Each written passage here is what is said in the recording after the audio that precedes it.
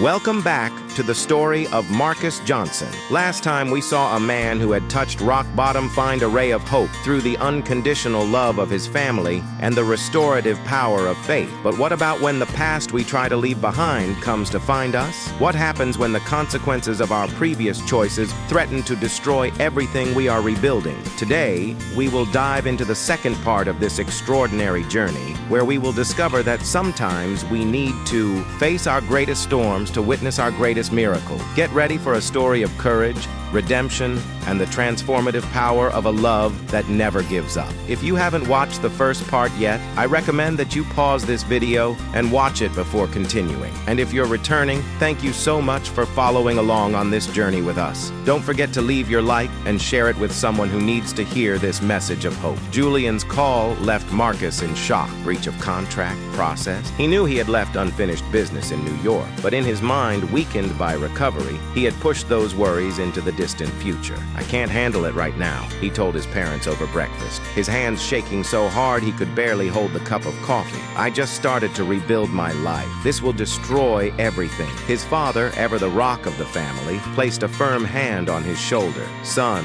running away from problems does not solve them. They just grow in the shadow. Maybe it's time to face what you left behind. 3 days later, a rented black car parked in front of the Johnsons' modest home. Julian walked out, looking out of place in his Italian suit and designer sunglasses. Marcus watched through the living room window, his heart pounding against his chest. He looks exactly as I remember it, he murmured. And you're not who you used to be, her mother replied, shaking her hand. Remember that. Julian did not come alone. An elegant woman in an executive suit accompanied him, carrying a leather briefcase. Lawyer for the label, Marcus assumed. The meeting was tense. Sitting in the Johnsons' living room, Julian and the lawyer on one couch, Marcus and his parents on the other. It looked like a battlefield disguised as civility. Let's get straight to the point, Julian began after the formal introduction. You signed a contract for 3 albums. He delivered only 1 and didn't even finish the promotional tour. Apex Records has invested millions in you, Marcus. They want a return or compensation. The attorney, Ms. Winters, opened her briefcase and slid a document across the coffee table. This is a summary of the estimated financial losses. The label is willing to negotiate an out-of-court settlement, but the minimum amount would be $2.3 million. Marcus felt the blood drain from his face. I don't have that money.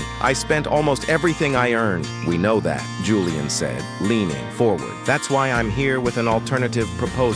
He paused, looking directly into Marcus's eyes. Go back to New York. End the contract. 3 albums, as agreed. The label is willing to give it a second chance, considering its health problem. They believe that their story of fall and redemption can even be a powerful marketing angle. Marcus felt a wave of nausea. Your story reduced to a marketing angle? What if I refused? Mrs. Winters replied in a clinical voice. Then we will proceed with the process. In addition to the financial penalties, this will likely result in a court order barring you from performing professionally or releasing music for at least 5 years. The silence that followed was heavy as lead. Marcus looked at his parents, seeing concern on their faces. I need time to think, he finally said. You have 48 hours, Mrs. Winters replied, closing her briefcase. After that, the lawyers take over. As they left, Julian hesitated at the door, turning to Marcus. There's one more thing you should know, he said, his voice softer now. Vanessa had a son, his son Marcus. He's almost 2 years old now. And with that bombshell, Julian left, leaving Marcus frozen in place, the world collapsing around him for the second time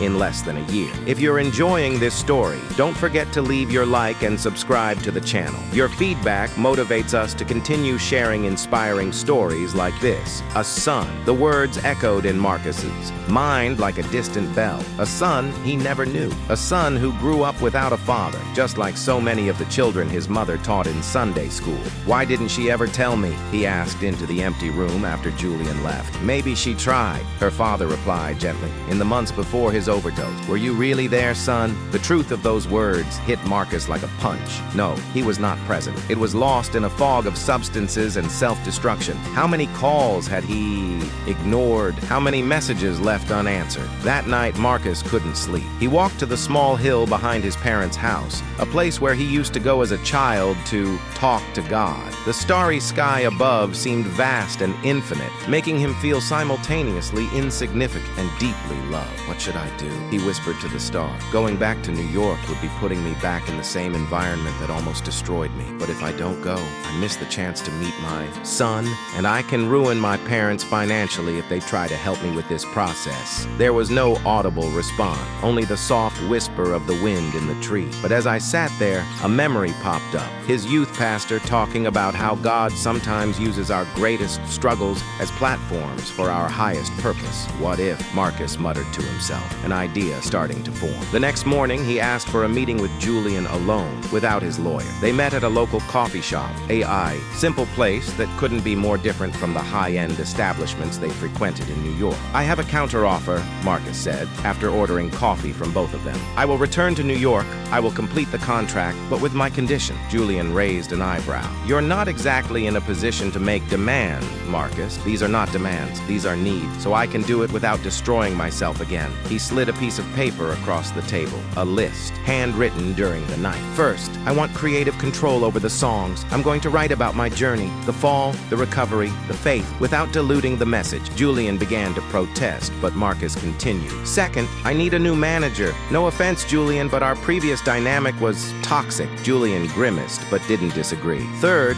I want a continuous treatment program included in the contract. Therapy, support groups, a counselor who travels with me on tours. The record company never will. Fourth, Marcus interrupted. I want to meet my son. I want legally established visitation right, and I want to contribute financially to her well-being, regardless of what happens between Vanessa and me. Julian studied Marcus for a long moment, as if seeing him for the first time. You've really changed, haven't you? I'm trying, Marcus replied honestly. I'm not cured. I'm not perfect, but I'm fighting to be better every day. Julian took a sip of coffee, considering. Do you know why I came in person instead of just sending the lawyers? He finally asked. Marcus shook his head. Because I felt partially responsible. I saw the signs, Marcus. I saw you falling apart, but the money was coming in, the doors were opening, and I ignored. I prioritized his career over his life. It was the most honest thing Julian had ever told him. Then, Marcus asked, do you think they will accept my conditions? Julian folded the list and put it in the inside pocket of his jacket. I don't know, but I'm going to fight for it. Not because it's a good deal, but because maybe it's the right thing to do. 2 weeks later, Marcus was on a plane to New York with a revised contract in his backpack and his heart torn between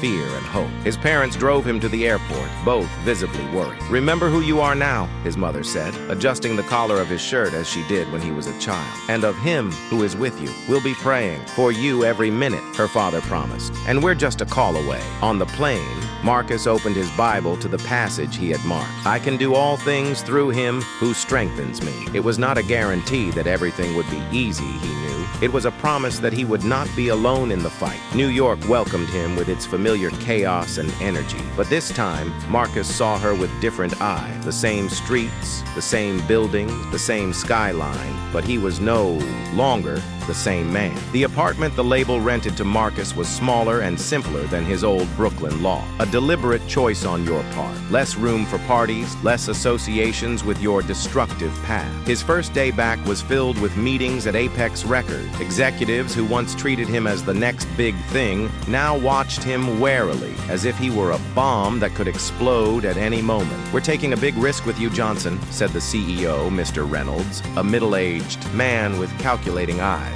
Don't waste this second chance. I won't waste it, Marcus promised. But I need you to understand, my music will be different now. More honest, raw. As long as I sell, Reynolds replied with a smile that didn't reach his eyes. After the meetings came the moment that Marcus most feared and longed for, meeting his son. Vanessa had agreed to meet him at a neutral park in Manhattan. Marcus arrived 30 minutes early, sitting on a bench overlooking the playground, his knee dangling nervously. When she appeared, pushing a cart, Marcus felt his heart leap. Vanessa looked different, her hair shorter, her face less made up, her clothes more practical than the designer pieces she used to wear. But what really captured his attention was the small figure in the cart. He stood up, his legs shaking, and walked toward them. "Hi," he said, his voice almost cracking. Vanessa studied him, her green eyes assessing every detail of his appearance. "You seem, well," she finally said. "Sober, I am. It's been almost 10 months now."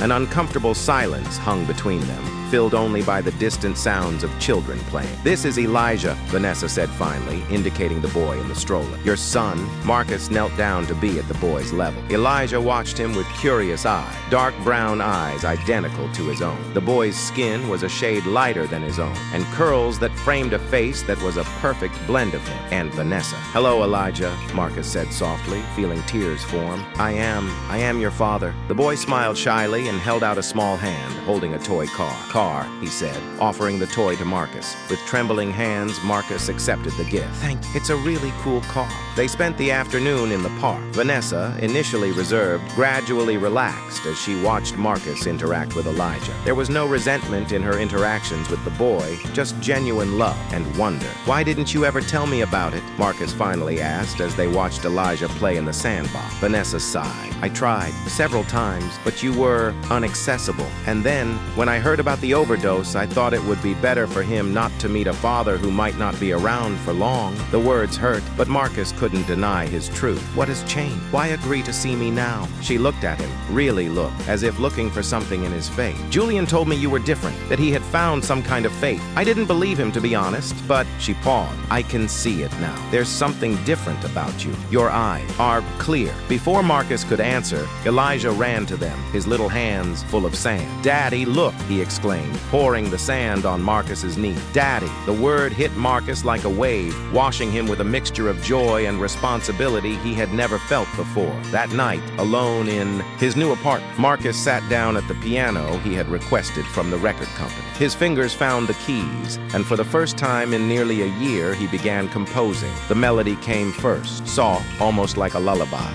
Then the words, inspired by the face of his son, the weight of the word daddy, and the growing understanding of the Heavenly Father's love for his imperfect children. "You are good, even when I don't deserve it. You are faithful, even when I turn away. Now I see, through the eyes of my son, a glimpse of your love without end." The music flowed from him as a prayer, a confession, a promise. This would be the first track on his new album. Not a chart-fabricated hit, but an honest testament to his journey. We are halfway through our history. If you are being touched by this narrative of redemption, please leave your like and share it with someone who needs to hear this message today. Your feedback means a lot to us. The recording process for Marcus's new album was unlike anything he had ever experienced. Without the pressure of creating commercial hits at any cost, without the substance-fueled sessions that lasted until dawn, without the constant feeling of performing rather than expressing. The label assigned a new producer to work with him, Gabriela Reyes, an industry veteran known for her work with artists who sought authenticity rather than commercial formulas. "So," she said on their first meeting in the studio, "I heard you want to do something different this time." Marcus nodded, nervous under his evaluative gaze. "I want to tell my story, the real one, not the glamorized version." Gabriela smiled. "Good. The world has enough hits. What we need are truths." Over the next few months, they worked tirelessly.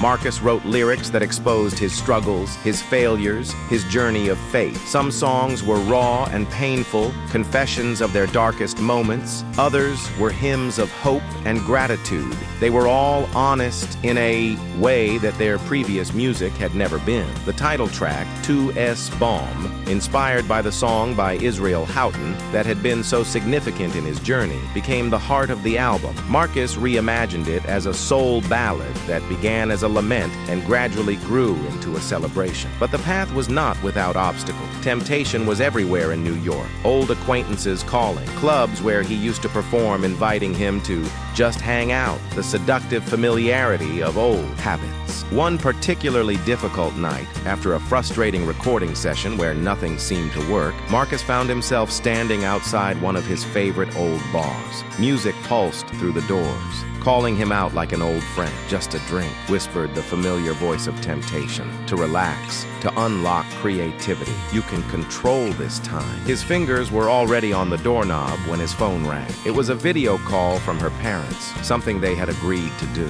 every night as part of her support system. With trembling fingers, he answered, walking away from the bar. "Hi, son." His father's face filled the screen, smiling broadly. How was the studio today? The simple question, the familiar face, the memory of who he was struggling to be. It was enough to break the spell. Marcus found a nearby park bench and sat down, breathing deeply in the cold night air. It was hard, he admitted, his voice trembling, and I almost did something stupid. Just now. Her father's smile faded, replaced by worry. "But he didn't." "No, thanks to your connection. It was no coincidence, son. Your mother and I were praying for you specifically in this last hour. We felt that something was wrong." The idea that his prayers had somehow crossed the distance between them at the exact moment he needed it most was simultaneously mysterious and deeply comforting. After hanging up, Marcus did not immediately return to his apartment. Instead, he found a small church not far away, its doors open for night prayer. He sat on a bench in the back, letting the sacred silence envelop him. "I can't do it alone," he whispered in the empty church. "I never could." The admission, simple and true, brought with it a wave of peace. It wasn't a magic solution to their struggles. The temptation would still be there tomorrow and the day after. But there was something powerful about admitting his need, about recognizing that his strength came from something greater than himself. The next day, Marcus arrived at the studio with a new song written during the night in his apartment. He called it simply "Not Alone." Gabriella listened as he played her on the piano, her expression shifting from professional interest to something more personal. "That happened last night, didn't it?" she asked when he finished. "You almost relapsed." Marcus stared at her, surprised by her perception. "How did you know?" She smiled sadly. "I recognize the struggle in words. I've been sober for 7 years now." The revelation created a new level of understanding between them. Gabriella wasn't just her producer. She was someone who understood her journey in a way that few could. "This song," she said, "needs to be on the album exactly like that. Raw, real. The label is going to want something more polished," Marcus argued. "Leave them to me," Gabriella replied with a determined twinkle in her eye. Some truths are too powerful to be diluted. 6 months after his return to New York, the album was almost complete. The label, initially skeptical about Marcus's new musical direction, began to show cautious enthusiasm after hearing the finished tracks. "It's different," Mr. Reynolds admitted during a presentation meeting. "Deeper than we expected, but there's something there, something authentic that can resonate." The real test, however, would be live. The label wanted Marcus to play a comeback show, not a big arena like before, but an intimate club in Manhattan for an audience of critics, industry influencers, and select fans. The idea of performing again, especially in New York, set off a wave of anxiety in Marcus. The last time he had been on a stage had ended with him unconscious. His heart temporarily stopped. The memory still haunted him. "I don't know if I'm ready," he confessed to Gabriella as they rehearsed. "No one is really ready," she replied pragmatically. "You just do, and trust that what needs to be there will be." On the night of the show, the Blue Note Club was packed. Marcus peered through the curtain, recognizing faces from the industry, some old acquaintances, and, to his surprise, Julian sitting discreetly in the back. Even more surprising was to see Vanessa entering, without Elijah, who was with the nanny, but her presence still meant something important. Backstage, Marcus closed his eyes, his hands shaking slightly. Not abstinence this time, but pure nervousness. He had invited his parents, but they couldn't. Travel due to his mother's health problem. Nothing serious, but enough to keep them at home. "We are with you in spirit," his father had said on the phone earlier, "and we'll be watching the live stream." The label had decided to stream the show live online, further increasing the pressure. 5 minutes before he was to take the stage, Marcus received an unexpected text message. It was from a number he didn't immediately recognize, but the contents made him smile. "Remember who you are now, and of the one who is with you. We are praying. Love, Pastor Mike." Pastor Mike, the youth leader who had entrusted Marcus with worship leadership at his local church. Somehow, his parents had mobilized an army of prayer for this night. When the lights dimmed and the announcer called his name, Marcus took a deep breath and walked onto the stage. The applause was polite, curious, an audience waiting to see if he still had what he needed, or if he was just another shooting star that had burned too fast. Sitting down at the piano, Marcus adjusted the microphone and looked at the audience. "Good evening," he said, his voice firmer than he expected. "For those who don't know me, I'm Marcus Johnson. For those who knew me, well, I'm a different Marcus Johnson now." A nervous laugh ran through the audience. "The last time I was on a stage in New York," he continued, "it ended with paramedics trying to reset my heart. It's not exactly how you plan to end a show." The silence was now absolute. Everyone stuck to every word. "I could stay here and pretend it was just an accident, a bad night, but the truth is that it was the result of years of living a lie, presenting a version of myself that I thought people wanted to see while destroying me from the inside." His fingers found the piano keys, softly playing the introductory chords of Tu es bon. "Tonight, I'm not here to impress anyone. I'm here to tell my story, the true one. And it starts with a song that found me in my darkest moments and reminded me of a truth I had forgotten." And then he began to sing, not with the technical perfection he had before, but with a raw honesty that filled the space. Marcus's version of Israel Houghton's song was slower, more contemplative, gradually building from a whispered confession to a powerful state. "Lord, you are good, and your mercy endures forever. People of all nations and of all generations will bow down. We stand up to sing thy glories and thy majesty." As he sang, Marcus felt something he hadn't experienced in years, the sheer joy of making music not to impress, not to sell, not to feed his ego or his bank account, but simply because it was true. It was worship in its purest form, the recognition of something greater than himself. When the song ended, there was a moment of complete silence before the audience erupted in applause. Marcus saw Vanessa discreetly wiping away a tear. Julian was on his feet, applauding with an expression of genuine admiration. The rest of the show passed like a dream. Marcus performed songs from his new album, each telling a part of his journey: the fall,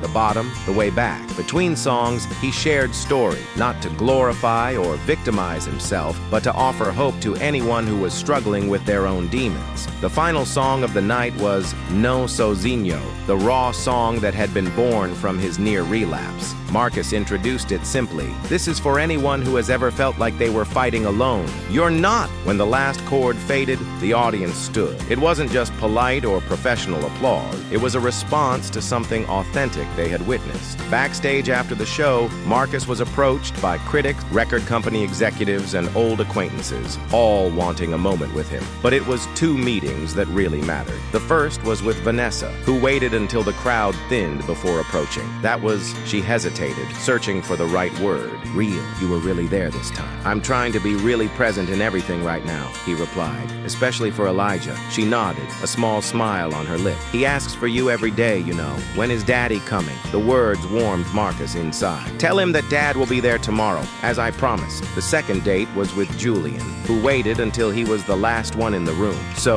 he said, hands in his pockets, "I think you've found your voice at last." "I think so," Marcus agreed. "It just wasn't what any of us expected." Julian laughed softly. "The industry will love the story. R&B star finds God and his true voice. It's marketing gold." Marcus frowned. "It's not about marketing, Julian." "I know," Julian replied, surprising him. "That's why it's going to work, because it's true." He paused. "You know, you made me think about some things too, about the kind of man I've been, the kind of life I've been living." It was the most vulnerable thing Julian had ever said to him. "It's never too late to change direction," Marcus offered. Julian smiled sadly. Maybe. When Marcus finally arrived at his apartment that night, exhausted but at peace, he found dozens of messages from his parent, Pastor Mike, and church members who had watched the live stream. "We are so proud of you, son," his father's message read. "Not for success, but for truth." Marcus fell asleep with these words in his heart, feeling truly at home for the first time since he had returned to New York. Friends, if this story is touching your heart, please leave a comment below and share it with anyone who needs to hear this message of hope and redemption. We are nearing the end of our journey with Marcus, but the lessons he learned can continue to resonate in our own lives. In the months that followed, Marcus's album, Tu Es Bomb, was released to astonishing critical acclaim. It wasn't the explosive commercial success that Apex Records initially envisioned when they signed him years earlier, but it found a devoted audience that responded to his raw honesty and message of hope. The title track began to be played not only on Christian radio stations, but also on mainstream stations, striking a chord with listeners of all kinds of faiths and background. People responded to the authenticity of Marcus's journey, not a polished success story, but a real narrative of fall and redemption. What surprised Marcus the most, however, were the messages he began to receive. Hundreds, then thousands of emails, social media messages, and letters from people sharing their own struggles with addiction, depression, crises of faith, and identity. "Your music found me in my darkest night," wrote a young Seattle mother. "I was about to give up when I heard No Sozinho on the radio. I called a helpline that night. I'm seeking treatment now. Thank you for your honesty." A Chicago pastor wrote, "I used your story in my sermon last Sunday. 3 young people came forward to seek help with chemical dependency afterwards. Your courage is creating waves you can't even imagine." Marcus kept each message, often reading them to Elijah during his visits, obviously omitting the more difficult details. "These are people God loves, son," he explained to the 3-year-old boy, who now spent 2 days a week with him. "And sometimes he uses our stories to help them." The relationship with Vanessa had evolved into respectful co-parenting. She was dating a college professor now,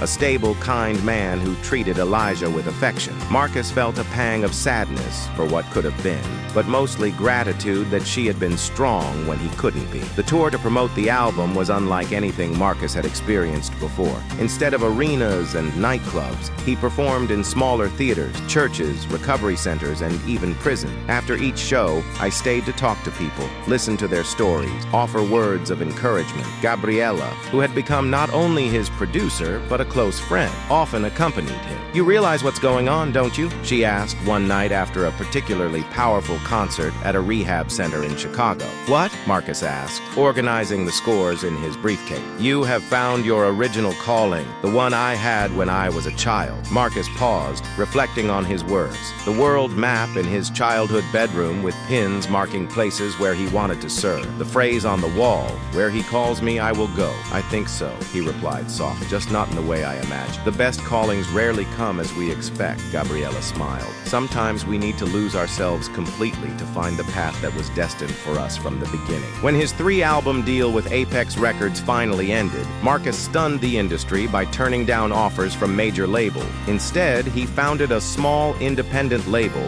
called Grasa Restauradora, dedicated to giving voice to artists with stories of overcoming and messages of hope. Their first project was a collaborative album featuring recovering musicians, with all proceeds going to treatment programs for artists struggling with addiction. On his 35th birthday, 7 years after his near-fatal overdose, Marcus organized a special concert in his hometown. The small church where his father still pastored could not accommodate the expected audience, so the event was held in the auditorium of the local school. His parents sat in the front row, now gray-haired but eyes shining with pride. Elijah, now 9 years old and showing signs of having inherited his father's musical talent, joined Marcus on stage for a few songs. Julian came with his new wife. He had made his own life changes in recent years, leaving the frenetic world of celebrity management to start a small agency focused on independent artists. Even Vanessa was there with her husband, smiling as she watched her son shine, alongside his father. In the middle of the show, Marcus paused to share something special. "I want to show you something I've kept all these years," he said, projecting onto the screen behind him an image of a faded world map with colored pins. "This map was on my bedroom wall when I was a kid. Each pin represented a place where I dreamed of going to share my faith." The audience murmured in appreciation. "For many years, I thought I had completely failed with this dream, that I had wasted my calling, my purpose. But recently I received something amazing from my parent." He motioned for another slide to be shown, a current world map with hundreds of luminous dots spread across all continents. "These are places where people have downloaded my music in the last 5 years, places where my story of fall fall and redemption was heard, places where I have received messages from people saying they have found hope through this journey we have shared. Marcus looked at his parents, tears in his eye. God really does have a sense of humor, doesn't he? I thought I had ruined everything, but he took my biggest flaws and turned them into the vehicle to reach more people than I could have ever imagined. He turned to the piano, fingers finding the familiar chords of Tu Es Bon. This song found me in my darkest moment and reminded me of a truth that never changed, even when I did, that God is good, even when we are not, that his mercy endures forever, even when we think we don't deserve even a moment of it. As he sang, Marcus reflected on his journey, the boy of the golden dream, the rising star, the fallen addict, and now this flawed but peaceful man, using his scars as bridges to reach others who were suffering. It was not the life he had planned. It was better, more real, more meaningful. After the show, as the crowd dispersed, Marcus found a quiet moment with his parents and Elijah. "I'm so proud of you, son," his father said, hugging him tightly. "Not for success, but for who you have become through struggle." "I learned from the best," Marcus replied, returning the hug. His mother held his face in her hands, as she had done so many times before. "Remember what I always said when you were little?" Marcus smiled. "Remember who you are and who is with you." "Exactly," she nodded, eyes twinkling. "And you found your way back to both." Elijah tugged at Marcus's sleeve. "Dad, can I show Grandma and Grandpa the new song we're writing?" "Sure, champion." Marcus smiled, watching his son run to the piano,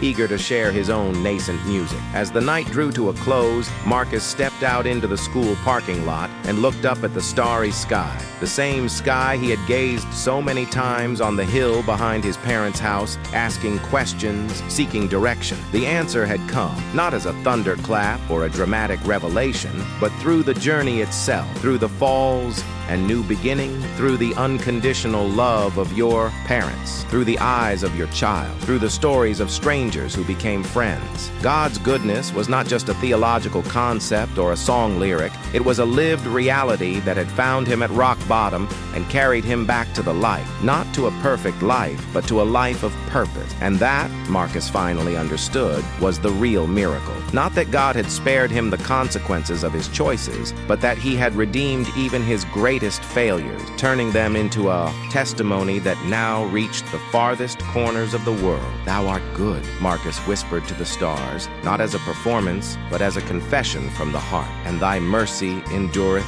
indeed forever." The story of Marcus Johnson reminds us that no fall is so deep that it cannot be redeemed, that no darkness is so dense that light cannot penetrate, that no error is so grave that grace cannot transform. In a world that often celebrates only success and perfection, stories like Marcus's show us the transformative power of vulnerability and authenticity. They remind us that sometimes we need to lose everything to find out what really matters. And perhaps most importantly, Marcus's journey reminds us that true redemption is not just in being rescued from our failures, but in seeing how God can use even our deepest scars to bring healing to others. As the song that guided Marcus through his journey says, "God is good, and his mercy endures forever." No matter where you are today, no matter how far you've gone, that truth remains constant, waiting to be discovered or rediscovered on your own journey. Friend, I hope this story touched your heart as much as it touched mine as I shared it. If you know someone who is struggling, who feels lost, or who needs a reminder of the power of love and redemption, please share this video with them. Don't forget to like, subscribe to the channel, and turn on notifications for more inspiring stories like this. Your feedback means a lot to us. Share how this story impacted you or any reflections that came up while following Marcus's journey. Until the next video, remember, no matter how dark the night, God's goodness always finds us the next morning.